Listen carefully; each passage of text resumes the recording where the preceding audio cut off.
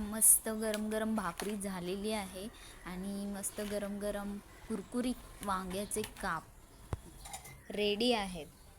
चला तर मग मित्रांनो, या जेवायला. आणि माझा व्हिडिओ कसा वाटला हे तुम्ही कमेंट बॉक्समध्ये सांगा आणि लाईक शेअर अँड सबस्क्राईब करायला विसरू नका. धन्यवाद.